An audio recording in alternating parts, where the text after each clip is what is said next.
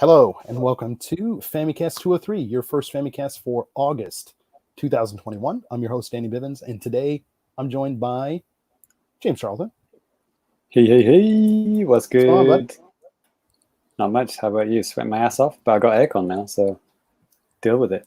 Exactly, man. No aircon, no life, that's for sure. Also joined by Ty Sugar. It's me. I'm the best. Yep. Your room looks about the same as last time, so... Yeah, about the same. I put out a couple of figures from the last episode. Okay. Yeah. I think I'm going to start packing these up and make room for the new ones, or I don't know. Nobody knows. Yeah, so it's really warm outside. Thank God we're all in air-conditioned rooms, houses, whatever, and stuff. Hope you guys out there are staying cool. Unless you're in Australia, I hope you're staying warm. If it is really even cold in the winter, I don't know. But anyways, it's 33 degrees, which I don't know. Danny, can you translate that for our American listeners? Probably like 87, something like that. And it's like 9:30 p.m. So yeah, just so you know. Just so you know, can't understand. Pitch black. What's the humidity at? It's like 1,000 fucking %. Sure. Yes. Yeah. It's called soup. Yeah, it's the worst. But I will say, like, where I'm from the Midwest in the States, and it's about the same as this general area. It's really humid as shit in the summertime. I mean, that's why like corn and soybeans can grow really well over there. All right, mate. Do you need a life story? It literally is, isn't it? Mm-hmm. All right. Well, we got a lot of stuff. Well, actually, not that much stuff. We have stuff to go over for the show. So let's just go ahead and jump into new business. And James, would you mind? I was hoping you wouldn't start with me because I was like, I forgot the name of that fucking Japanese game. Okay, well, I'll tell you what, we could skip over you and go straight to Ty. Come back to me. Come back around to you. All right. Yeah, because I play lots of stuff. Yes, I'm on vacation. I've freed myself of the curse of Dead by Daylight, and I went back to playing Streets of Rage 4 DLC. It's great. Nice. And also Fight and Rage. I mentioned this game before. Yeah, and like I think I told you that maybe it was on the show. I don't remember. But I bought it. Yeah, it was on sale, but I haven't got a chance to play it yet. It's so good. Like it's a lot like Streets of Rage 4, but there's also way more stuff to do in Fight and Rage, which is kind of amazing.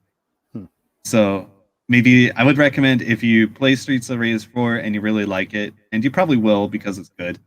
Once you finish getting everything, go to Fight and Rage. What if I have Fight and Rage and I don't have Streets of Rage? Then you're a big weirdo. That's me. Yeah, but so it takes an absurdly long amount of time to unlock all the stuff in Fight and Rage. Okay, so Fight and Rage, if you play through the regular story mode, it has 7 or 8 different endings. Okay. For every combination of characters that you play. Wow. So yeah, it's like there's like 49 or 56 endings. I forget how many. There's so many. That's insane. And there's an achievement to get all of them. Okay. Well, so not on the Switch, but right. So when you play through, there's like different parts where you can choose the route you take, and there's like this whole branching chart. Like I went online, I found the chart. It looks like a fucking visual novel story guide, right? Pretty good. And that's before you even get into like survival mode, score attack mode. There's like a fucking combo trial mode that's like in fighting games. Okay, so if you play most fighting games, so there'll be like a trial or combo challenge mode or something. They all call it something different. Or it gives you a combo and you try to do it, and they get progressively more difficult. So it's kind of like a fucked up high execution version of Simon. Okay. Now this beat 'em up game fucking has it, and it's hard. Huh. like you have to do like trick shot combos. Okay. And if you want the black belt, you have to do like all the hardest ones like within 60 seconds. Wow. It's bananas. Dude, I mean, I'd just be glad if I just saw the credits just once. That'd be good enough for me. Yeah, it's fine. I mean, you could just play through single player infinite continues, whatever. You can even have like AI co-op partners to help you, which is a really amazing feature, actually. Okay, that's cool. That's cool. Yeah, and I mean that's another thing you have to do to get all the endings. You either have to play co-op or have a co-op AI partner. Okay. It's like there's 3 individual characters, and then there's like I guess there would be 3 more pairs of characters if you do 2, and then like another route that's like all 3 characters at once. Okay. So each of those they have their own endings. Okay. A lot of stuff to do. Oh, and it also gets extremely hard in the upper difficulty level. Okay. Like extremely. So yeah, it's great. I'd be keeping it on baby or maybe brave normal mode. I don't know. Yeah, I mean normal is fair. It's pretty fair. Okay. It's like for me, it's like kind of a fair challenge to beat it at 1 credit on normal. Oh God. Yeah. Yeah. And then like the next one up is actually a big jump. It's very difficult. And then I found out there's like 2 more difficulty levels above that. It's just like yikes. Oh boy. Yikes. Like difficult to beat even with infinite continues because like you have to restart the segment of the level. Mm-hmm. And if like there are a couple enemies in the game that like if they hit you, they'll just like fucking do a combo video on you. Oh God. It's yikes. This game rules. Nice. All I have to say. Wishlist it goes on sale for like 75% off sometimes on every platform. Nice. Pro tip, I like it. Yep. And what else did I play? I played the Game Builder Garage demo. Oh, okay, you played that. Nice. What'd you think? The very beginning really soured me, but I was kind of enjoying it by the end. Sure. Yeah, I mean, that first, at the very beginning when you're doing stuff, it is really super basic and really wordy, and it's like, holy shit. Yeah, you get it immediately. But I think for like kids or something like that, it's like you might need something like that, But then again, would the kid get bored? I tried it. I tried it as well. By the way, I did the first stage, and I was like, "Oh God, please just shut up." Yeah, shut up.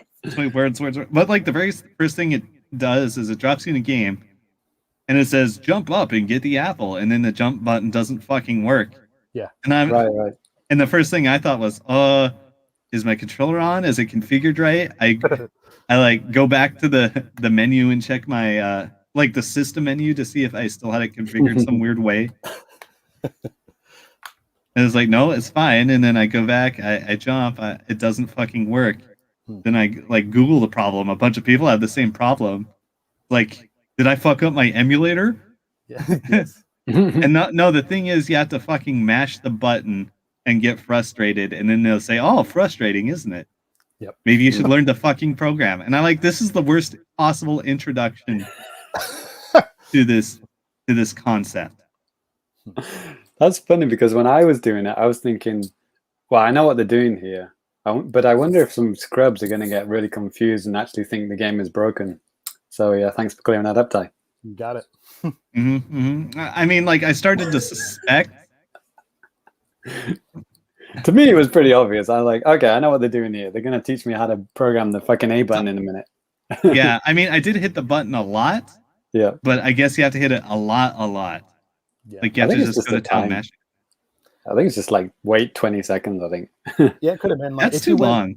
But if you went up to the system menu too, I mean, that kind of like pauses the game. So, like, right. there is that. So, I have no idea how long it actually takes or how many button presses you have to do. But yeah, I feel. I think I need instant gratification. Like James said, it's like, okay, I see what you guys are doing. Then whatever. Just kept pressing the button or waited or whatever the hell it was, and then boom, there we were. Mm-hmm. Yeah, I did not like. And then the next thing after that, you're subjected to like a wall of text for like 5 minutes. Right. Yeah. It's not fun. Yeah, but like by the end of the first lesson, it starts to get into a good rhythm where it's like do this, do this, do this, do this, do this. Yeah. That's okay, but like the very first impression it made on me was not good. But by the end, it was kind of okay. Yeah, like it's kind of like a budget game. I think here in Japan, it's only like 3,000 yen, so like $30 or something like that, maybe less in the West. No free demo in the Japanese eShop either. But yeah, I mean, I bought the full version and I played through probably about half of the kind of like missions and whatever you want to call them, the stuff that they have built into the game. It's fine. I think I don't mind the writing. I think it's fine. I have no idea what the British English is like compared to the American English, but does it? I don't know if they localized it that much, did they? They might have, because the characters are kind of distinct, kind of in the ways that they talk and stuff. So I could see maybe going the extra mile to do something like that. Excuse me, extra stone, whatever you would say. Wrong unit of measurement, whatever. What the UK is weird. We use metric, but then we use miles. So okay. It's like, actually, James, I was thinking about this like just the other day, because I was watching like years ago. I was watching the 5th Harry Potter movie, and as soon as they start the movie, there's like a radio going on, and it's like, it's hot, hot, hot. Today it was get up to 92 degrees, and I was like, 92? Like, they're in the UK. Like, why aren't they using like Celsius? Like, is that a thing? No, like, you were probably watching the American localization. No, I was watching the Japanese version, which is probably based on the American one. But why would they?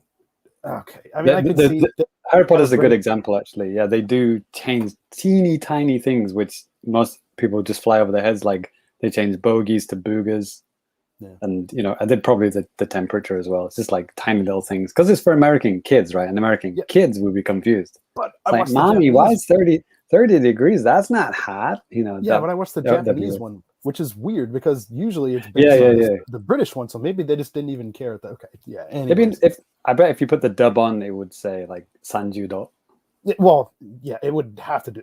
Dude, they wouldn't translate that directly to temperature, Fahrenheit temperature for Japanese, because they have nobody outside of America and maybe like 2 other countries even knows what the hell that is. So, and seriously, okay. I'm sorry, I didn't mean to take over, Ty. No problem. I wanted to ask you about later on in Game Builder. Does it stop being so colored by numbers and make you figure out stuff on your own? Kind of. I mean, it's still relatively obvious. There were like a few things that can get a little bit tricky.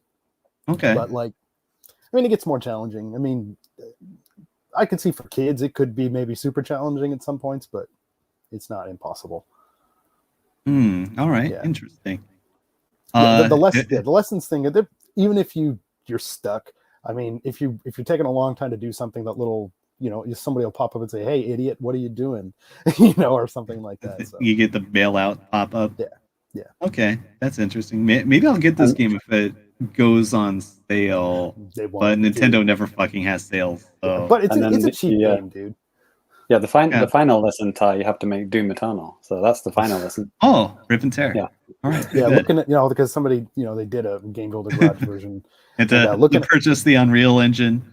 Well, for your own purposes. Looking at the code, in the game for that is like, holy God, there's so much stuff. It's ridiculous. Like, you can do some really complicated things with the game. Yep. Okay. Yeah. Feeling the itch to build some video games. Stronger man than me. No way. Yeah. Maybe I should get into like these RPG makers. I have like a bunch of them that I got on a Steam sale for like $1. Did you know people will make not RPGs with RPG makers? Somebody like actually made like a shmup in RPG maker. Wow. Nice. Yeah. So maybe I'll cook something up. We'll see. I'm thinking we have a lot of time today. Maybe I'll talk about one more game. Okay. So for our patrons, recently I did another episode of Games That Made Us. And spoiler alert, I talked about Fallout on there. And after I played that, like, I caught the bug again, and I replayed Fallout 1 and 2. Whoa. like just over the last week. Okay. And I did it with one intelligence characters, and it was kind of torture. Actually, it was funny sometimes and just insanely tedious other times.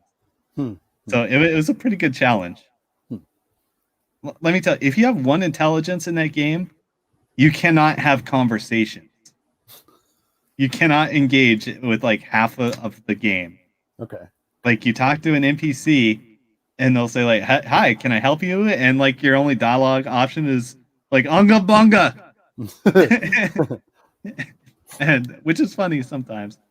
But then like you can't get quests, or maybe they'll just fucking attack you. And that ended up being pretty wild. Yeah. So a lot of the game is what is a lot of the game? Desperately trying to figure out how to activate like the certain things you need to finish the game, like the quest markers or whatever, or like in the game there's an item called Mentat. It's just like a drug. It like temporarily increases your health. If you take a double dose, you can have like an average level conversation, and it becomes like this Flowers for Algernon kind of thing where you take the drugs and then you desperately run around and try to engage with all the characters you can before it wears off. And a lot of fun. A lot of funny things did happen. You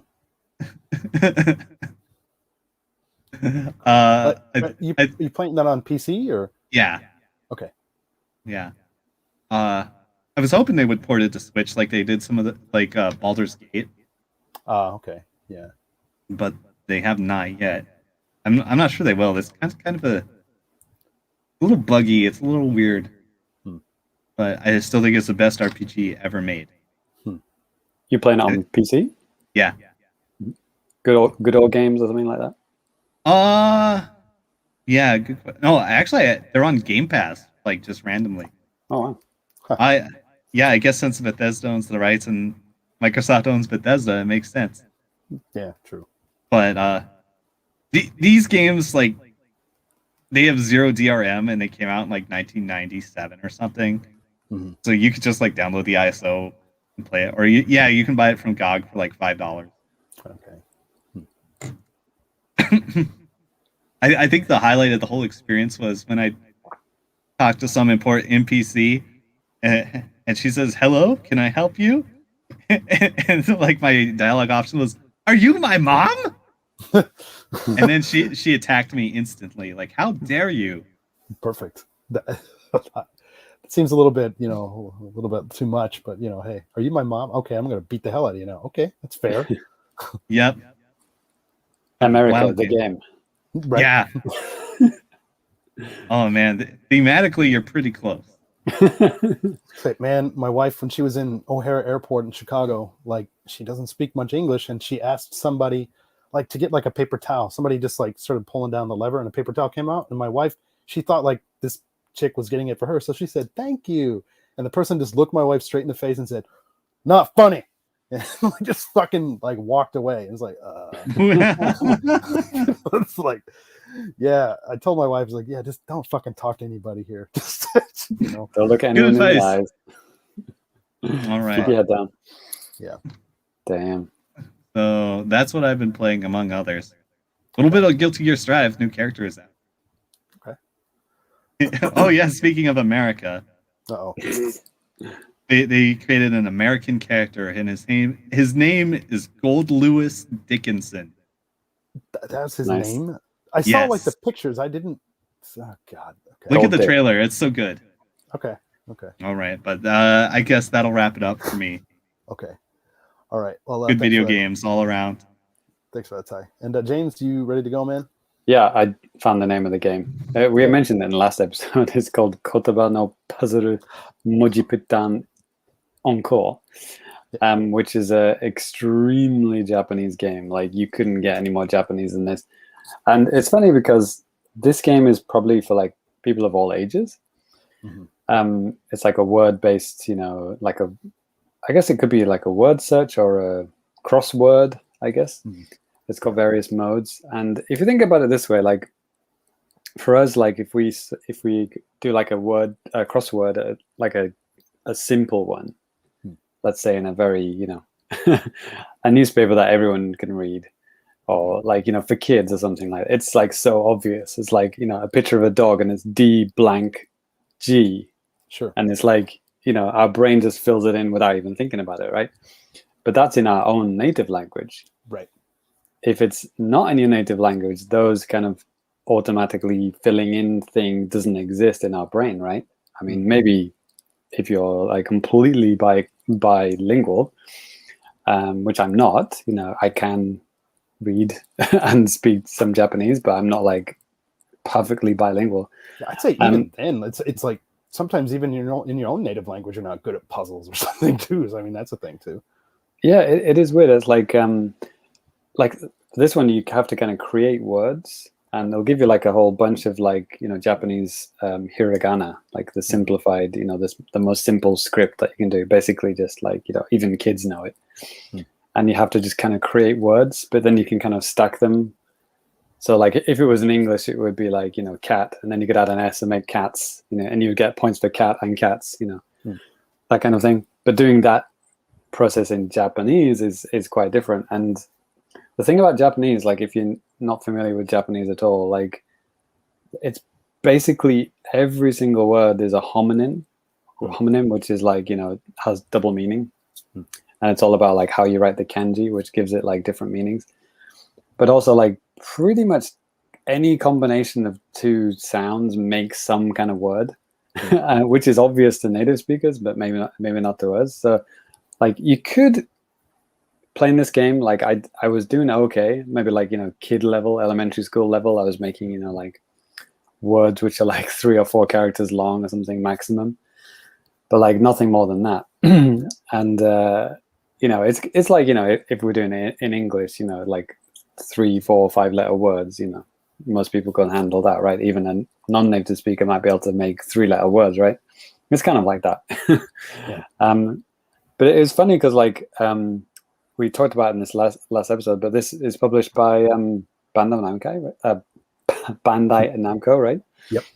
So it's got like all like Pac-Man sounds, like if you go to the music test, they've got like full library of like Bandai music. It's like, it's really weird, but like the actual game itself looks really kind of like, I don't know, I would almost put it as like web, browser game. Sure. It's like really, really simple. Like it's pretty old. It's pretty old too. Yeah. Like, seriously, it's like 20 years old or something.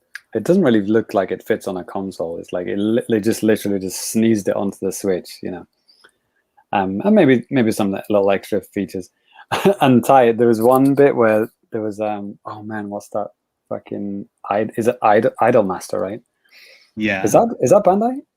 Yeah, Namco Bandai. Yeah, like I was in like doing the puzzles, and it's sort of just like simple shapes. You have to fill in like an apple, but you have to put words to kind of create the apple kind of thing. Okay. And I was going through pages and pages of it, and there's like Idolmaster stages.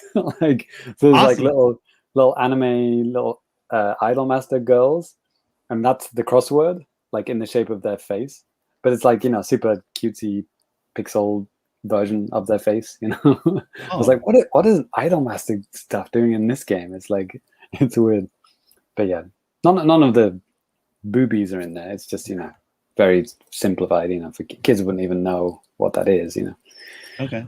But it was funny, like having all of that, all of their game series and all of that music represented in this very Japanese puzzle game. I hope they have my favorite song, I Love Hamburger. Maybe they did. Yeah, this was a game trials game, by the way. I didn't pay for this, so I got the whole game, but only for a week. Yeah, as per game trial rules. Yeah, and actually, James, I ended up playing it too. I played it for a little bit, and I think one thing that makes the puzzles even more challenging is that once you use a character, you can't use it again. So like it's easy at first because you have access to like a handful of characters. It's not like every character, like every hiragana character in the early puzzles, but you know, the deeper you get into the game, the puzzles get long. There's more spaces to put characters. You have more characters to choose from. But like, yeah, if you like, let's say you make some simple like 2 kana word or something like that, and then later you say, man, shit, now I really needed to use that over here or something. Like that can get really annoying. Or it says, or you're supposed to make X amount of words per run or something within a time limit. But like you're even on like your last little puzzle, last little blocks, but you don't have enough the available hiragana that's left, it won't make like 3 or 4 words. It'll only make 2. So like, yeah, that's why I just kind of like, man, I'm not good at puzzle stuff like right. this, period. Like it's hard. It's hard. Yeah, and they do stuff like this on TV sometimes. My wife watches it, and it's usually with kanji and stuff. Right? It's freaking hard. But you know, as English teachers, as we all are, it is kind of. I think it's good to play these kind of games. You know, because it gives us a better understanding of what it's like for Japanese people to like when we. If we gave them like a, you know, simple word search, it's like, come on, you dumbass, you don't know that. It's like, isn't it obvious what that word is? Right. As you're beating them over the head with a stick, you know, that's how I teach lessons anyway. But like, but when you play these games in your not native language, you're like, oh yeah, this is what it feels like, right? You know, I like to kind of do these kind of things occasionally, just so I never lose track of, you know, what it's like for them. You know, I think that's kind of important as a teacher, right? I agree. So, but anyway, the game that I've been playing the most, actually the past month or so, I haven't talked about on the show because, well, maybe this is my Dead by Daylight or my Killer Instinct or my whatever those other games that Ty talks about every single episode. But like, I don't talk about Splatoon 2 every episode. But I do play it a lot, and I've been playing it like even more recently. I know, like, just, you know, you go back to things that you like occasionally, right? And it's like, oh yeah, why did I ever stop playing this game? This game is fucking awesome. And Splatoon 2 is awesome. And I noticed that like a lot of games that I play like late at night, like I feel my eyes like drifting closed, and I'm like, oh man, I gotta go to bed. Splatoon 1 and Splatoon 2 are the only games which that doesn't happen. It never happens. It's like, if you go back to like early Famicast episodes, I don't know when Splatoon, like 2015, I don't know what episode number that would be. 67. No, I don't know. Like, look at like 2015 episode, whenever Splatoon 2 came out. Listen to what I said. You know, I think, probably, I had kids, and I was staying up, you know, I was tired as a father, but like, I think I said the same thing. It's like, it's just got an injection of color directly into your frontal cortex. It's like you don't feel sleepy. It's like my eyes are awake. I'm focused on what I'm doing, and I'm going to take out fools, and I'm going to win this game. And it could be like 1 o'clock, and I'm not even feeling it. I'm not even feeling sleepy at all. But I put on something, you know, just, you know, generic third person, you know, action game 101, and it's like, you know, boom, head straight on the desk.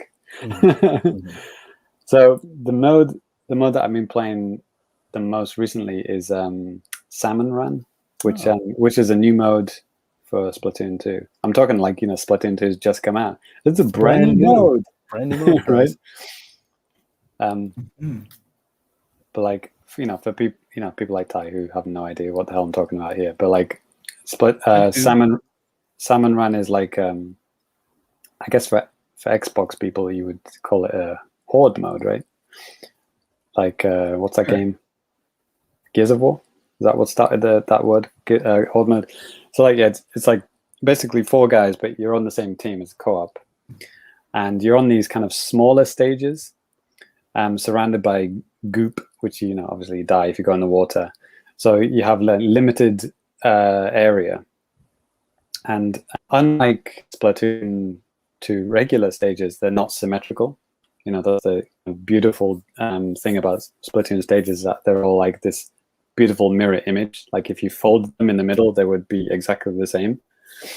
But these are not like that. These are, you know, unique, and these, I don't know how many, I think there may be like 8, 9, or 10, and they actually added one maybe a year after its release or something like that. It's like a kind of futuristic kind of spacecraft kind of thing one. This is not the one that I'm showing on the live stream here, but like basically these oil rigs, these grimy, dirty oil rigs, and you're working for this guy called Grisco, which in the English version you don't really associate it with a grizzly bear, but like in the Japanese version it's actually called Kuma-san. So it's like completely obvious to Japanese people, like it's a bear. The guy who's talking to you is a bear. But in English version, you're like, oh, it's the Grisco guy. Like, I don't know, we never see his face, but there's like a little statue of a bear on his desk, but it's just like this disembodied voice. So it's kind of funny. One of those localization things that, you know, it didn't quite hit because, like, you know, most people, English speakers, don't think of, you know, Mr. Grisco as a bear. I think you know, like you said, just the visual cues and stuff like that. That's smart that they would put that in there. I mean, it's so obvious in the Japanese, but maybe kind of thinking about it like, well, we're going to localize this. We got to make it obvious somehow. So maybe that's right. Who knows what it's like in other languages outside of English. I have no idea. But yeah, if it was like Mr. Grizzly, I think we'd get it. that seems like that'd be a little bit on the nose. Yeah. But anyway, this guy, he's all about the gold, but the gold is these golden eggs. So what you have to do is kill these boss creatures. There's like random boss creatures that appear on these stages, and they're all unique. Like you'll have, if you see, actually, yeah, you can see one actually on this screen. This motherfucker here is called Maws, M-A-W-S, and is basically like a shark that just comes out the ground and eats you and kills you in one bite. What you have to do is like, there's like a split-second timing you have to do. Like a green circle will appear on the ground. You have to jump back and throw a bomb where he's going to go.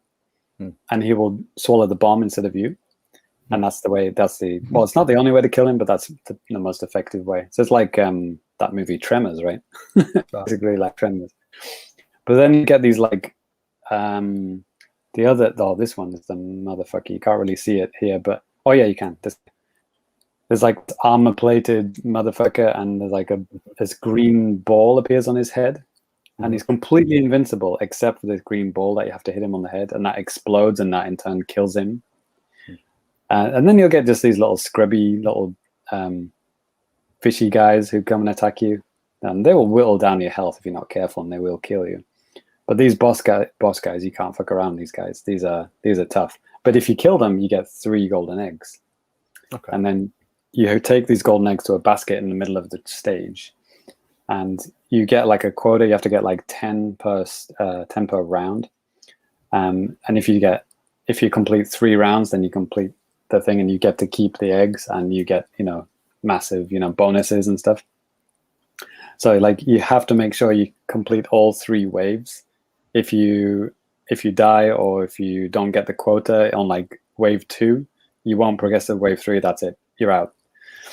And there is an incentive to, like, you know, keep going, because they have these things like super bonus. I guess it's almost like those, like, you know, login bonuses on smartphone games, but like but like these are actually, you have to play the game to get these bonuses. So which is why I like it. It's not just log in and like turn off the game and you get bonuses. No, you have to complete stages, you have to get eggs, you have to be good, you have to get points, and then you'll be rewarded. And yeah, you can actually you get like a title, like you basically treat it like a job, like you're working for Mr. Grizzle, whatever his name is. And he's like, the way he's written is like almost like a, what's the Tom Nook kind of guy. He's like, you know, he's all about the money. He's like, yeah, give me those eggs, man. I need those eggs, man. That's where the profit is. That's where the money is, you know. And if you don't get the quota, it's like, I'm gonna have to reduce your salary next time. And you know, you'll get salary bonuses. So if you do well, you'll go into like a next salary stage. You'll get like 150%, 175% of the regular salary, and then obviously your points will increase faster and stuff like that. So you're aiming to be like top tier. I forgot what I think it's called. Professional is like the top tier one. But if it's like a ranked, almost like a ranked battle actually. Like if you don't do well, you will go back down a tier. So if you fail a lot, you're not going to do good. So you have to you have to not only keep doing it, you have to keep being good at it as well. Okay. It is all about the teamwork, though. If you have a bad team, you're gonna get fucked. Yeah. If like just one guy is not getting eggs, or he's just fighting around and he's not killing the bosses on time, they will fuck you up. Like some of these bosses are really, really hard to kill, and if you don't get them out immediately, the whole crew is going to be wiped out. They will kill you. This is like giant fucking metal snake, and like it will just plow through all 4 of you. And if all 4 of you are dead, that's it. If one of you is alive, they can bring the other guys back. You can recover the other guys just by shooting ink at them, and there's like a little life raft thing, like a life preserver kind of thing, like ring that you get turned into when you die. If you shoot that, you come back to life. So yeah, it's such a good mode, and I think it's like really, like, I know at the time the game came out, people were like, it's all right, but you can't play it all the time. It's got this weird schedule. And because it is that thing like Splatoon does, where they like to rotate the stages to make sure that every time you play Splatoon 2, you're gonna have a different stage to play, which is good.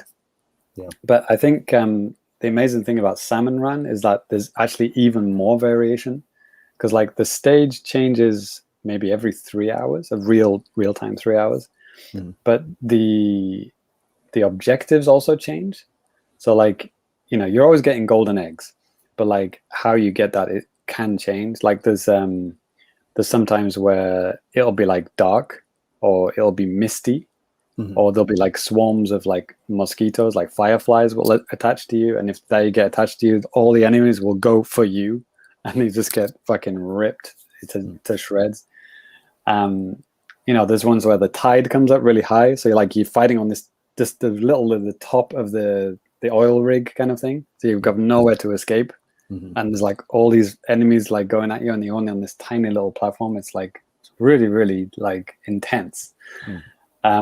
But other times, the tide will go down. You have this huge arena, and to go wherever you want. So it changes every time. Like it's never the same thing twice, which is why I'm really getting into it. Like I never feel like, it's this stage again, or it's this, whatever kind of remix again. It's always different. There's so many like variations to do. So it's pretty amazing. And the bonuses that you actually get gear that you can actually use in regular matches as well. So you'll get like Briscoe branded shirts or hats and shoes, which you can't get in any other part of the game. So it's kind of like a badge of honor. It's like, yeah, I got a Grisco hat, man. What up? What up? Yeah, I got the super bonus yesterday. I don't see you with a Grisco hat, bitch. You do not. So it's we're in hat territory now, boys. Right. Yeah, you can't buy these at the shop. That's the thing. You're not getting Grisco stuff at the regular hat shop. So that's the cool thing. So James Allen has a question, and I think I know the answer, but we'll just throw this at you, James. The Salmon Run content was DLC, right? Nope. Part of the regular game. Yep. From day one. They did add a stage or a couple of stages to Salmon Run, like new places to battle on, which is cool. So yeah, every rotation, I think your kind of bonus gets reset. But the rotation is like maybe every couple of days, like real life days. So you can play all night and then go to bed, play the next morning. Your super bonus will still be there. And it usually wouldn't take you that long to get to the very end of the super bonus, and that's when you get like crazy shit, like tons of cash. You get like food tickets. If you play regular Splatoon 2, you'll know about food tickets and drink tickets. They're kind of a little bit hard to come by, and like I said, like super rare gear and stuff like that. Yeah, the drink tickets and the food tickets, they give you like double cash, double XP, stuff like that. You can't buy those. You can't find them. You can only like earn them in special events, like, well, Rip in Peace Splatfest. But they may come back. You don't know. But yeah, so you get sometimes you get food tickets as well. So yeah, it's a hell of a game, and this is an awesome mode, and I wanna make sure people don't forget about it, because it's still going strong and it's awesome. Yeah, James Allen comes back and said, "Hey, I may have to take a look." It's also one of the few modes where it's really easy to get friends in. Like, the thing about like Splatoon 1 and 2, actually, unfortunately, is like you can do like friend matches, or you can do like randoms, but you can't like say have just 2 friends and then 2 other randoms. But Salmon Run you can. It's the only mode where you can do that. And me and Cyrus used to do this, actually. Like, me and Cyrus would get on a game and then we would just let 2 other randoms join us. So it's really good to do that, actually. So yeah, but yeah, randos are good too. Sometimes they're not so good, and you want to kill yourself, and it's like, and then one guy drops out, his Wi-Fi craps out or something like that. It's like went too far away from his McDonald's, and then now you're only on three guys, and it's like you're getting absolutely massacred because you need 4. So it does happen sometimes. James Allen said, "That's me out. I have no friends." Hey, you got me. I'm always down for it, man. Except you guys, of course. I don't know, man. He pays us. We have to be his friend. Yes, there it is. So it is. Salmon Run available now, at no extra cost if you already have Splatoon 2. No, it's absolutely free. If you Absolutely free. And a Nintendo Switch. And pay for Nintendo Switch Online. Yes, exactly. All right, then. So, yeah, more Splatoon talk next episode. Okay. Expect... yeah, sure. I'll take over from Ty from here. It's like Dead by Daylight's done. Now it's Splatoon 2 from now on. Fair enough. All right. Well, that's all you got, James. I'll go ahead and close this out. All right. I've been playing something. I think I might have mentioned it on the last episode, but it's something that it's out now. A lot of you guys out there are playing it, and of course, I'm talking about Skyward Sword HD. So I'm going to throw up some video footage. Yeah, old. Yeah, already old. I know. The original version and the new version, both old now. Yeah. Well, I just throwing up a trailer of it and stuff. If you're watching the video version, so you can check it out. Link Awaken. Yeah, but yeah. So I think I played somewhere like, I don't know, 3 hours, 3.5 hours, 4 hours, or something like that. It's not like super far into the game or anything, but I think I've passed where I played, how far I'd played into the original one, because I didn't get like super far into it on the Wii. Yeah. But yeah, I mean, this game runs at 60 frames a second. It looks great, runs great. I've been playing with the standard control setup because I think that part of what kind of turned me off with the game originally on the Wii was, the motion controls. It just, not that they were bad. It just kind of, I was over it at that point. I think I just wanted to play games with the controller. I think at that point, True story, Danny. This is the first 60 frames per second Zelda game? Question mark? No, I don't think so. Link's Awakening HD? Good question. Yeah, somebody must. Yeah, maybe. Maybe Link's Awakening wasn't, though. The frame rate was all over the place with that game, wasn't it? I don't think it was. I think this is, man. It could be. Okay, that's fine. Because Breath of the Wild isn't. That's right. Yeah, interesting. Well, yeah, it runs great. It runs great, and it looks pretty good too. You can still tell it's like, okay, this was like, a game that's not like a current gen game. You can tell it's like, it's a game that was made, about when it was made, but it looks sharp, and that's fine. Some people don't like the art style. I like the art style. I think it looks nice. I think it holds up over all these years and stuff like that. I'm glad they went for this look. Yeah, it's between Wind Waker and Twilight Princess, isn't it? It's like it's Twilight Princess, but it looks like Wind Waker, or the other way around. Whatever. Yeah, I know. I think we all know what you're trying to say. Yeah. So with the controls, because I think that's something that a lot of people have different opinions about for the the new stick controls for the sword. Like I said, I'm still pretty early, but at the same time, I'm still having some problems with the sword play a little bit. Like, it seems a little weird. Maybe I'm just not getting it yet, because using the right stick to control where Link's sword is and like how you swing and stuff like that. Like if you press up, he'll swing like up. If you press down, he'll swing down. But it's not like just a simple like tilt the stick a little bit to that way, because if you do that, he's just going to hold the sword to like the left or right or whatever way. So you kind of have to like swipe it up a little bit. Like, and I'm wondering if I'm just like missing something. What I mean? If you slowly rotate the right stick, he will just slowly rotate his arm. Yes. Oh, interesting. Okay, so you have to flick it up, flick it down, that kind of thing. Yeah. So like I said, that makes it not like a burden, but it's like a Smash. If you're playing Smash Brothers, like a Smash, right? kind of, but you have to be a little bit more deliberate, because some of your enemies have very specific, places where you have to attack them. You have to attack them with an up or down slash, a diagonal slash, or something like that. So you got to kind of like think about that type of stuff, and maybe that'll come with just playing the game for more time. Because even though I've played for 3 or 4 hours, I mean, I'm not, at least at the early part of the game, there's not like a ton of enemies around. There's some like here and there, but it's like you're not constantly fighting people. You're kind of just exploring and stuff. So yeah, I think that'll hopefully just come with some more time. But I'm really enjoying the game, though. I mean, it like I said, it looks great. It's fun. The story is kind of cool, and just I'm just trying to find out why did I stop? I don't think. Yeah, with most recent Zeldas, I've played through all of them. This was the first one I just didn't play through. I think it would have been the controls, man. That's most people's reason for stopping playing this game. Yeah, and at the time too, like 2011, we were doing the show in the very early stages. Working for a Nintendo World Report, doing stuff. I think I was doing reviews for like other games and stuff. So it's like at the time it was like I wasn't even on the staff for a year. So it's like, why the hell should I play this game and waste my time, because I'm not gonna be able to do anything, like a review or anything for it. So maybe that was like my thinking behind it too. I just wanted to be productive or something. I really don't know.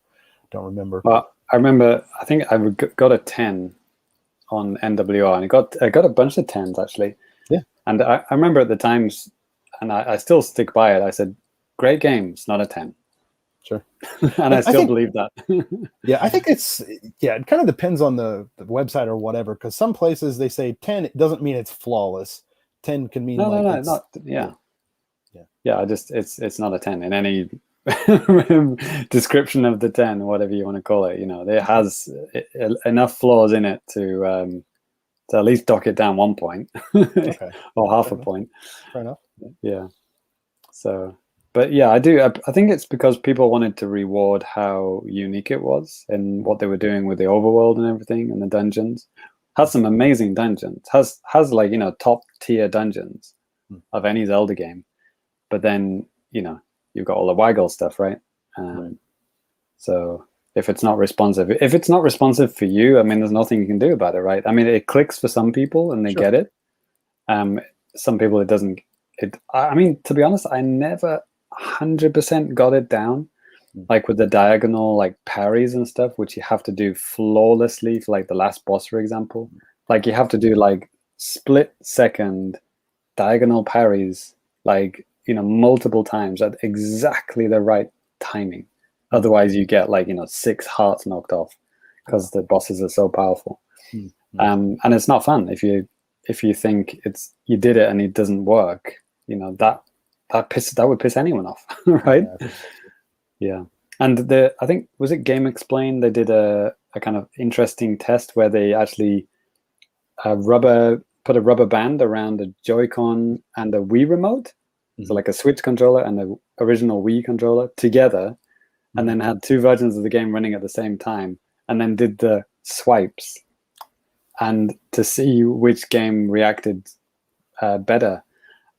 And amazingly, the Wii version hit it more times than the Switch version. It was absolutely bizarre. It was like the Wii version was like 24 out of 25 times, and the Switch version was like 20 out of 25 times.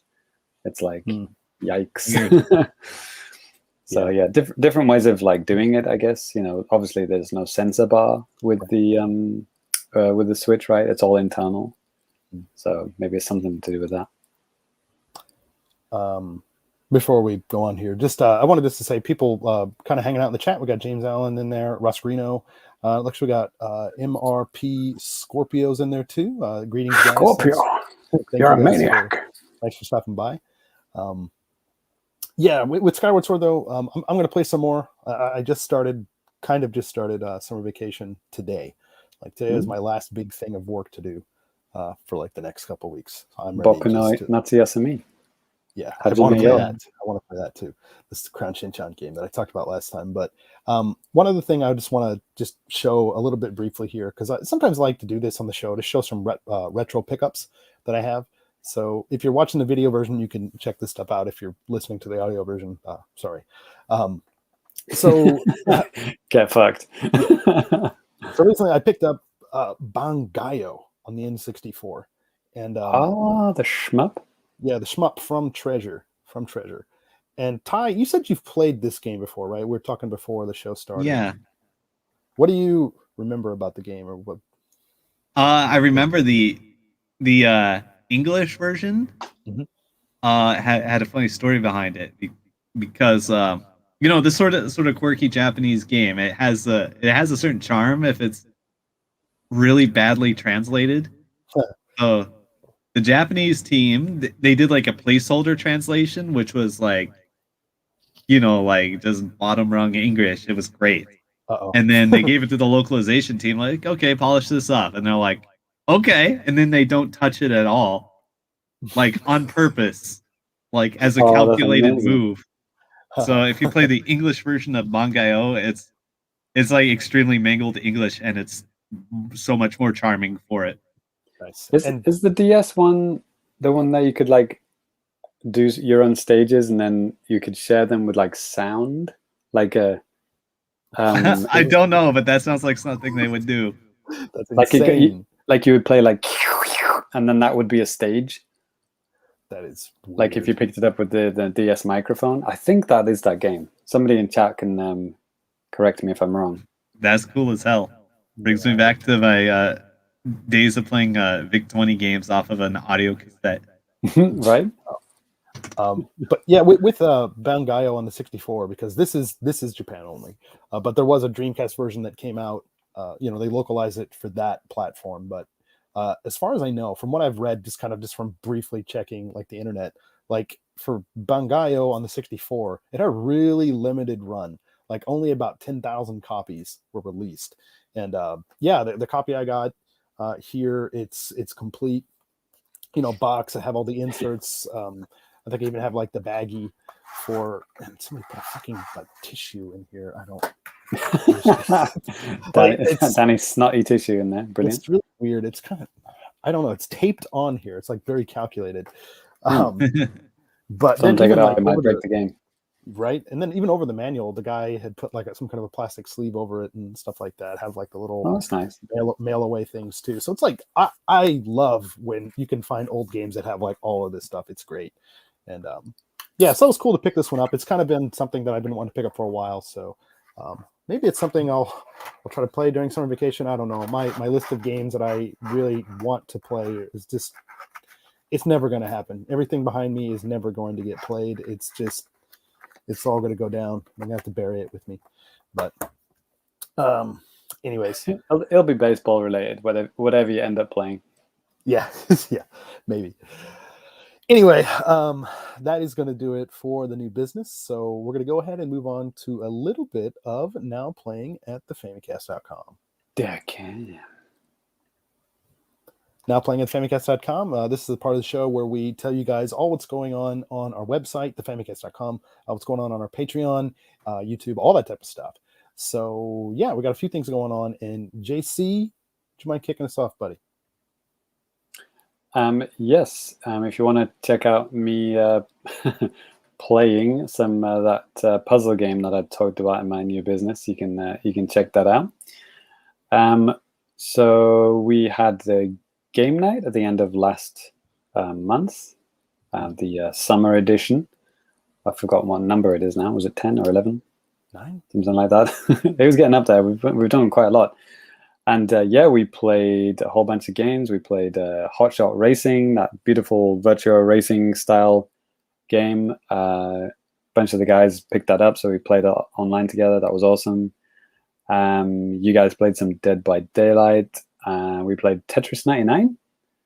And I'm trying to think, was it one more? That sounds about right. Sounds about right, yeah. So yeah, much fun times were had, and yeah, Danny got drunk as usual, and it was a good time. Yes.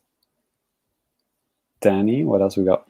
Yep. So a couple of different things on YouTube. I just posted. Actually, some of you guys, I think you've started listening to the show because of maybe some baseball stuff. If that's you, welcome. I posted a review for Pro Yaku Spirits 2021, the latest professional simulation baseball game for the Switch from Konami, of all companies. But I just posted that just a couple of days ago. You guys seem to be digging it. So yeah, thank you guys for checking that out. And if you haven't, check it out. If you're into baseball even a little bit, it's at least worth a watch so you can see what you're missing out on. And oh, there was another thing, Danny. I totally forgot this because Russ is on the in the chat right now, so that kind of reminded me. But this is our Patreon page. So we actually have a Patreon exclusive episode of Famicast Frame Codes, episode 2, done by aforementioned Russ Greeno. So this is a Patreon exclusive podcast done by the patrons. Russ interviews, a patron and talks about their lives and everything. I guess it's kind of like the games that made us, but for patrons. Yeah. So yeah, and this one he talked to Lemonade, which you may have mentioned. You may have heard him be mentioned on the show before.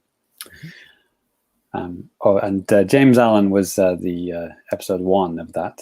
James Allen's in the chat right now. And he's just reminded us. Oh yeah, we also played Brawlhalla. Yes, that was the last game. Oh yeah. I think at that point I was drunk playing Star Fox. Yeah, by myself. Probably sounds about right. Yeah. So yeah, Brawlhalla is like Smash Brothers with rollback netcode. Right. It's good times. Am I forgetting anything else? Yeah, I think like that's pretty much it. Actually, yeah. Well, website. If you're a patron, check out the latest thing from Russ. It's fun. I listened to it the other day. No alcohol involved. It was a good listen. It's fun just people just sitting around chatting. It's fun. And in terms of just other stuff, check out famicast.com. Lots of Japanese related news going up each and every day, usually, unless I don't do anything. So be sure to check it out. And you can see some stuff, spoilers for JAPANews. But yeah, all this and more at famicast.com. Okay. Alrighty, James. I think you know what time it is. It's right here, boys. It's the JAPANews. Hell yeah. Let's go. I just spoiled every single headline for you. Well, if they were listening to the audio version, they did not see what you just put. Right. And actually, to be fair, you don't know what order we're going to be doing this in either. So, boom. But yeah, this is the time of the show we talk about the latest and greatest comings and goings of news in Japan related to Nintendo and Japan, or none of those things. But this episode, very much those things. And to kick things off, Ty. Would you mind kicking this off? I have a video of this I can put up too. Okay, let's go. All right. Next game trial for Japan has been revealed. It's Minecraft Dungeons. Yeah. Will be available from August 9th to August 15th. Let's see. Oh, and it's in English. It has full English support. So if you're in the US or whatever, just make a Japan account, download it. You can enjoy it in English. Let's go. James put up a couple of years ago. He put up a video basically telling you exactly how you can access the Japanese game trials. So you check that video if you don't know how. And you can play this stuff for absolutely free. And Ty, this is cross play and cross progression? ? I don't know. I've never played it. Okay. I think Lemonade's a big fan of this. One of our patrons, he's a big fan. Russ in the chat, he says it's also free on Xbox Game Pass. So yeah. Oh yeah, for sure. This is a Yeah, this is a no-brainer, this one. So hopefully I'll be able to play with at least 1 or 2 patrons, even if they got playing the Xbox version. So that should be good times. Yeah, we could give it a try. Yeah. Yeah, so looks cool. I mean, I think I remember when they released this game, I was kind of looking at the trailers. I was like, oh, that looks kind of fun. But is it just Diablo or with Minecraft? I'm not the guy to ask. I know. Okay. Looks like it. Yeah, it might be more like you might have more control, like a different, you know what I mean, different level of control over the characters. I guess I don't know. More of a third-person action game than Diablo, maybe. Maybe. But yeah, there's that. So that's cool. And actually, James, would you take the next one? Because I have a video for that too. Then, Danny's giving all the news to the wrong person here. I'm usually the Game Trials guy, and Danny's usually the Tetris 99 guy. But here you go. Well, trust me, you don't want to talk about the last one. Okay. Tetris 99 Maximus Cup has been decided. The theme is going to be Skyward Sword HD. This will take place from the 6th of August, which is just 2 days away at the time of recording, until the 10th. So make sure you get, 100 points, and then you get the free background, the free theme. Yep. We're looking at a video of it now. It looks like rupees are attached to the blocks, which is kind of cute. And then there's a kind of Link doing his Skyward Sword pose in the background. Right. So I don't know what the music is at the moment. I'm assuming it's Zelda Skyward Sword music. Yeah. I'll kind of turn up the music just a little bit so we can hear it. Here we go. Yeah, I don't want to turn it up too loud and like blast people's eardrums or something like that. Look at the little heart containers. That's cool. Yeah, that's the cool thing about these. I think there's always a lot of really good attention to detail on like these themes and stuff. It's usually pretty good. There are a couple that kind of suck, like that maybe they're hard to see or something like this. But this one looks relatively easy to see, and yeah, you only need to get 100 points, so it's like not that hard to do that. I mean, you have like 4 or 5 days, so yeah. Dun, dun, dun, dun. I like it. Yeah. So what is the Maximus Cup? Is that you get real money as well? Gold coins, or they don't do that anymore? No, so what they did at one point, they did do contests where like the top X amount of people would have you'd be entered into a drawing to win like potentially like 999 basically like $9.99, something like that, an eShop credit or something like that. But yeah, anyways. Yeah, it looks cool. I know I'm going to participate. Yeah, it looks like James Allen. This will be a really great theme. He goes ahead and says that. I know that, James, he always plays it when they have these events and stuff like that. I do too. So it's just kind of fun just to go after these and stuff like that. I love this game so much. So it's just fun just to keep going in there. But yeah, anyway. Next. Thank you. Well, this last bit of news here, this is something very related to me. And I don't have a video or anything for this, but I'll just kind of go ahead and just kind of throw it out there. But so you guys might remember Buddy Mission Bond, the Nintendo Koei Tecmo developed game, Japan only game that came out at the beginning of this year. Yeah, so they just announced via like their Twitter or whatever that there's going to be like a Buddy Mission Bond online event with the actual voice actors that voice the characters in the game. They're going to be doing this on September 18th. And yeah, all the main voice actors and a couple of side characters, even like a person that sang like the game's theme song. Yeah, tickets are set to go on sale in August. Yeah, so that's kind of cool. I'm interested because I think it's a really cool game. Like the weird thing about this game is that it sold like absolute trash. Like it sold really, really poorly. Like I think the only time it was on the like Famitsu or like Media Create charts, it had like 11,000 units, and then after that it was just done. Like you just never saw it again. So like I don't even think this game even hit like 50,000 or something like that. But they constantly have things like this. Like there's a lot of just different merch that you can get for this game. There's a lot of different CDs and stuff like that. It's insane, and Nintendo keeps just every few months just keeps pushing this.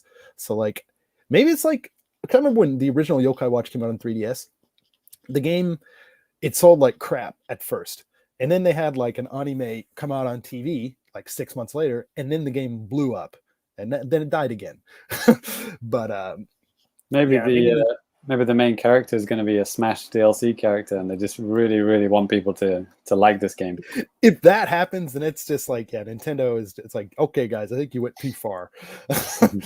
But it's a cool game. It's a cool game. I have a review for it up on our YouTube, and also a written one on the website. So, and like a bunch of other Buddy Mission Bond related stuff. If you want to see any Buddy Mission Bond related content in English, we're the place to be.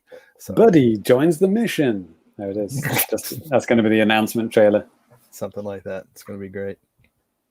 Yeah. Sakurai does an hour-long video about the history of the one game in the series. Brilliant. I can see that. Yeah, for news, that's about it, really. There were a couple other things that have been going on. Like I was kind of mentioned to Ty in passing that there was this Dead by Daylight cafe that's opening up like this weekend in Tokyo, like a pop-up cafe. Mm-hmm. Like I was thinking, yeah, there was a pop-up store earlier too. Yeah, and I think you might be able to buy some merchandise from the cafes too. They're just trying to do it. I mean, that's cool that they're doing that type of stuff. I don't know if now is a really great time to do that type of thing in Tokyo. I'm not. Right. I'm not gonna go. But what's the theme? Are they gonna have themed food? Like there's themed food. I was gonna write brains or something like that. Yeah, I might still write up an article about it. Just do a translation, just to show people that are interested. So cool. Check out the website later if you really want to see that. But all the Dead by Daylight fans in Japan. Yeah, there are a lot. There are English speaking Dead by Daylight fan in Japan. Not yeah, probably not so many of those. Anyways, yeah, that's gonna go ahead and do it for the news. So, Ty, you're up, buddy. Oh, it's time. Oh, no. All right, it's time for some anime boxes, and we have a true surprise today. Oh God, what? Whoa, no. All right, so. Sega Catcher, or aka Golton, they have a booth with a prize. It's just called Mystery Prize. You don't know what it is. Okay. You get the badge out of the machine, and then they send you a mystery prize. Mm-hmm. And you're gonna see what my mystery prize is. You want to do that first or last? Ooh, let's save that one for last. All right. So let's see what's in this one. This one's from noted scam website Toreba. Let's see what they sent me. Well, Ty's opening this up just to let you guys know, if you want to try to check this stuff out, you can. Like, I have this linked up in the YouTube video. I have this linked up on the website, so you can check it out. And you can maybe get some trash just like this. There's some good stuff in here sometimes. So, yeah, this is a lot of packing paper. Oh my God! Uh-oh. It's Christmas. Hatsune Miku. Christmas 2019. This was 2019. It's like Christmas in July. Oh fuck! It's August. Damn. God damn it. Well, you might have. I wanted to make that joke. You might have had the poll in July, so I did.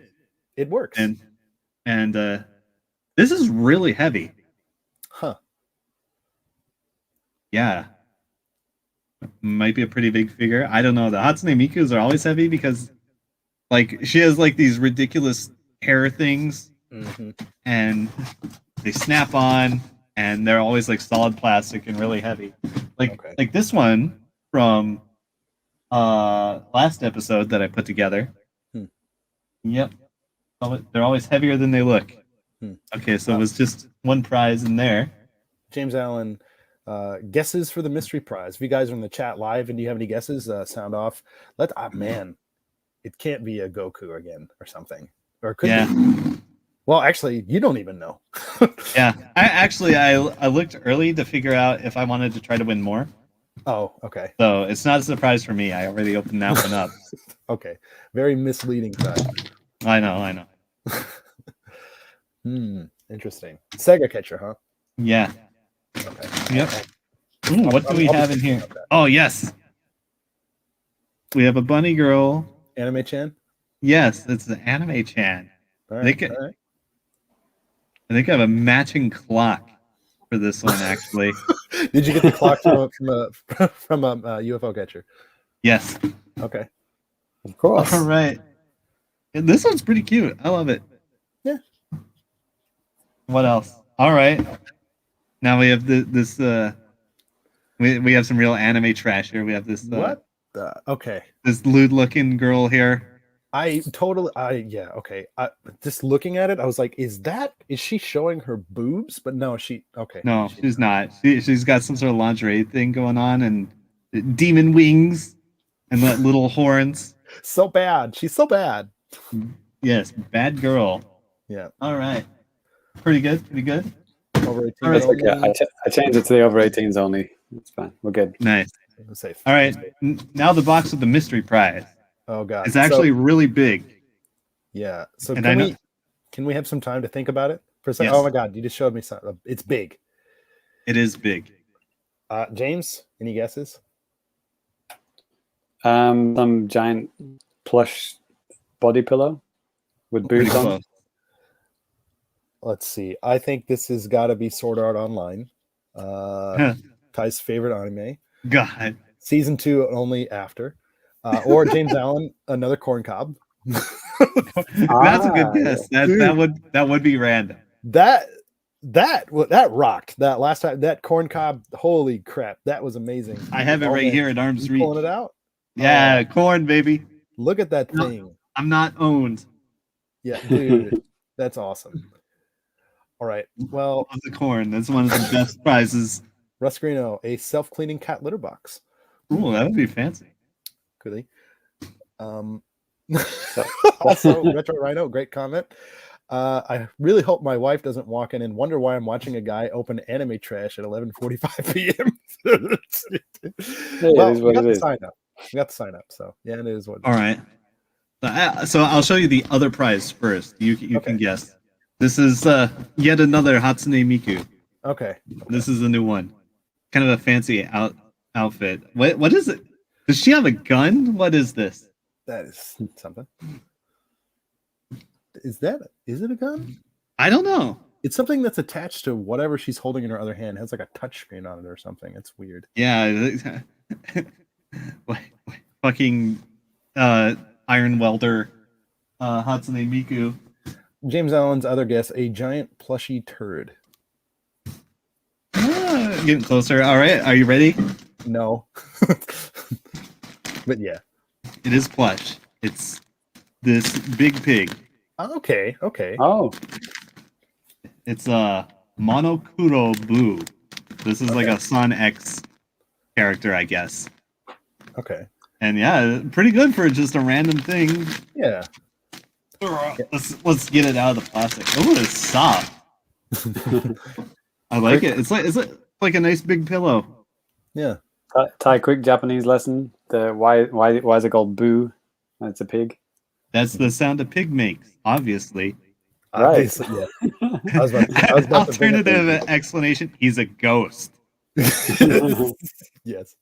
No, I was about to bring that up Obviously. too. Like, yeah, sometimes you'll see that. Like some characters, even if it's something as simple as like a pig, they just call it something like boo. And you're like, wait, why? And then it's because that's the sound it makes in Japanese or something like that. It would Yeah. be oink, oink, Mr. Oink Oinker. in English, wouldn't Yep.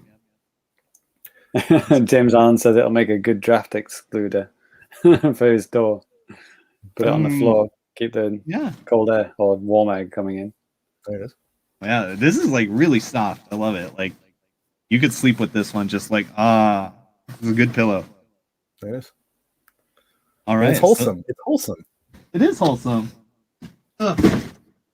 As opposed to a lot of stuff I usually get. So yeah, we got the pig. We have the corn making a comeback. They're best friends now. Nice. Nice. All right. So that'll do it for the anime trash. All right. I have one more box coming tomorrow with one of my best gets. So you'll have to wait until the next episode for that one. Oh, shit. Yeah, Cool. but I'll tell you about an anime that I actually watched. Uh-oh. All right. Cool. Well, like Ty said, that's going to do it for the anime trash unboxing. So we'll turn off the banner this time. Forgot last time. Let's leave it on the whole episode next time. Yeah, we left it on Start for a to long finish. time. Yeah, my fault. Yeah, so next we're going to go ahead and move on to a little bit of feedback from you guys.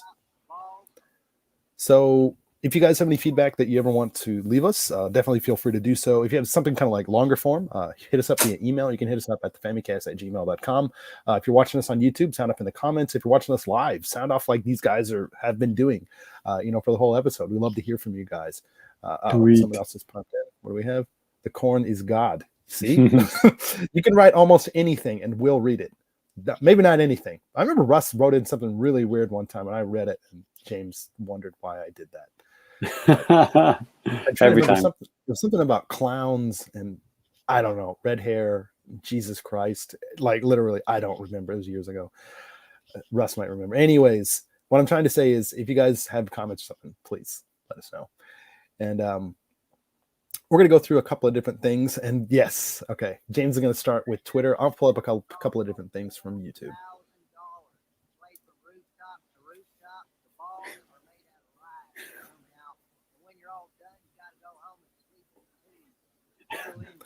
I don't know if I couldn't hear it so well. Oh, okay. Sorry. Somehow I thought that was sharing the audio. I could hear a little bit. I hear a little bit. Yeah, me too. It was really quiet. Oh, sorry. I could hear. Sorry. There is a share audio checkbox now, isn't there? I forgot about that. Let me try that again. This time the audio should work. Here we go. Okay. This is King of the Hill. Somebody tweet this. In Japan, a round of golf costs $12,000. You play from rooftop to rooftop. True. The balls are made out of rice somehow. And when you're all done, you got to go home and sleep in a tube. In Japan, a round of golf. I guess I think that's all correct in a certain way. It probably does cost 12,000 yen to play a round of golf. It's expensive in Japan, right? Yeah. Playing rooftop to rooftop. I mean, the way they cram these kind of golf training like areas inside these huge like metropolitan areas, but they somehow managed to cram like a golf course between it. It might kind of feel like that, and they do have them on rooftops sometimes. Yeah, and rice balls are a thing, but that's not the ones that you play with for golf. No, I'm pretty sure. How many rounds of golf have you played, James? See, not in Japan. Yeah, okay. So yeah, that was from Propane Maniacs at Propane Maniacs. Wow, I guess it's a King of the Hill fan account. I wonder if Perry Burkham has something to do with that. Nice. I have my suspicions. Danny says, yeah, true. Saving up for his second game. Russ says he loves learning about different cultures. Well, there you go. See, when was the last time you graded your 11 tube? Yes, I recently upgraded mine. Danny, how about you? My what? Your living tube. Yeah, that old people in Japan live in. Yeah. Just got a new one last week, actually. Fairly affordable. Yes. I also mentioned that you can eat your balls afterwards after the round of golf, which is the advantage. Yes. So Christoph Volak says he's been waiting for the 3DS firmware update. It's finally available. Where's my Wii U update? Yeah.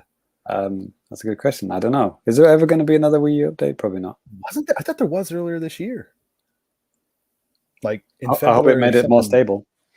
Yeah, maybe.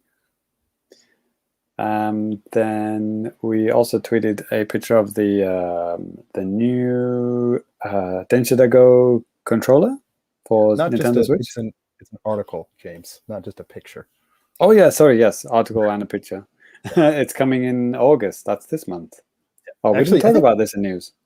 Yeah, I forgot. It's yeah. Okay, I'll mention it briefly, but check out the article if you really want to. But it's kind of cool because this company called Zuiki worked closely with Taito, I think, basically Square Enix, to make a specific Denshida Go controller for the Switch version of the game, and it plugs in via USB, so I imagine you could probably use it anywhere. But yeah, this thing is not cheap, so I'm probably not going to get one, but.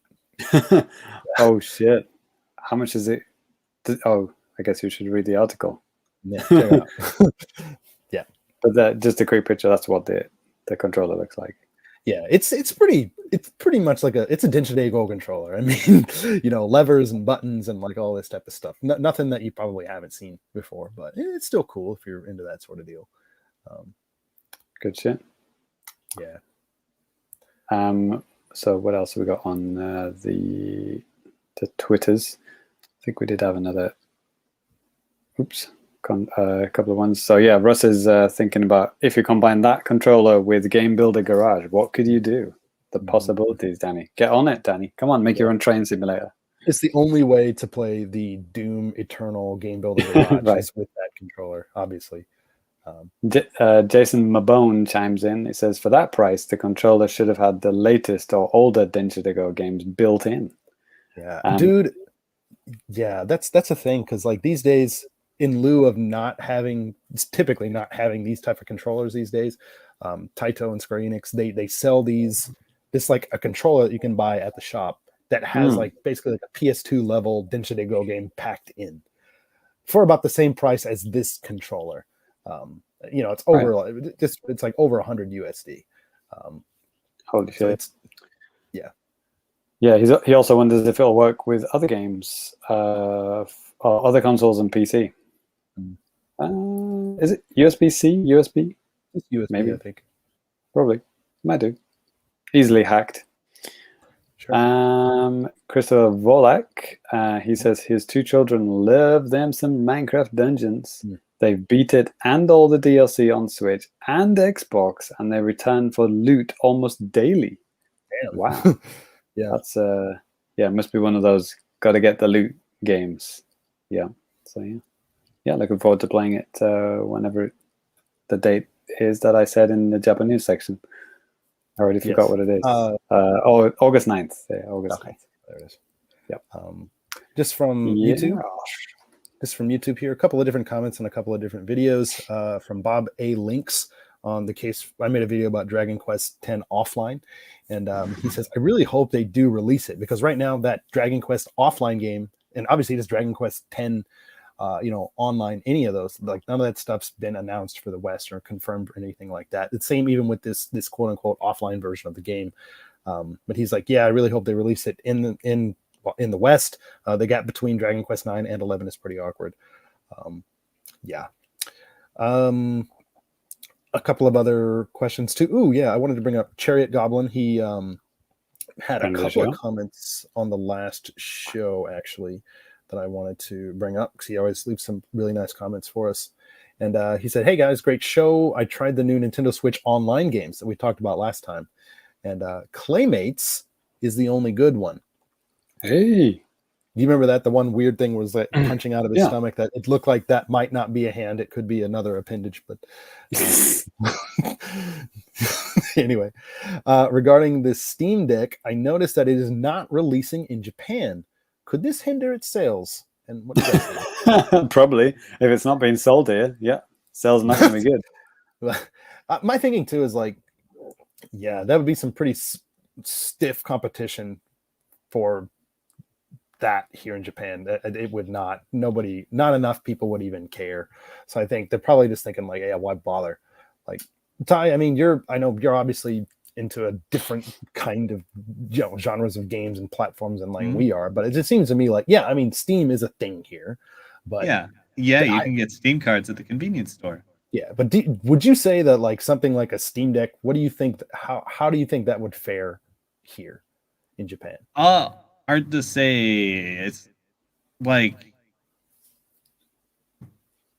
it's hard to call it like a thing that would be competing directly with Switch because it seems more like something you supplement your like Steam library with.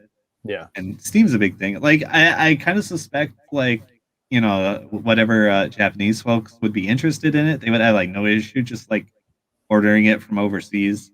Yeah. For the people that I think that really want it, I think that's absolutely what they would do. Mm-hmm. Yep. I wonder if it supports Japanese language, like out of the. Good question. Well, Steam has Japanese language support, doesn't it? Yeah. Yeah. Windows kind of does too. You have to pay You for could it. say that. You have to pay for it. It's like a paid DLC, isn't it? Japanese Windows. Yeah. No? Just a couple of other comments here. We got some comments on my Pro Yaku Spirit review that I just posted from Pelican Dynasty. Thanks for the review. Was waiting for this one. Olympics mode in the game is really disappointing, but Olympic baseball only having 6 teams in a convoluted format this year almost killed the excitement for me anyways. Welcome to the club. From the Obi Chobi HD, sweet. This game definitely sounds good. I'll be picking this game up. Very cool. It's a cool game. You guys should do it. And yeah. And yeah, there's some other like really nice comments thrown in there too from Brandon T and a couple other guys that have been commenting and stuff a lot here recently. And I, thank you guys for all the comments and all that stuff. I read every single one of them and stuff. And if I'm not talking about them on the show, I usually respond in person and stuff like that. So Danny, is your acrylic stand video live to the public, or is that still a Patreon thing? It's live. It's live. Okay, cool. Forgot about that. Yeah. If you want to watch a video about a literal piece of plastic, check out our YouTube channel. Yeah, I think there's a little bit more to it than that, but not much. If you want to just throw it down like that, fine. Stop on my nuts.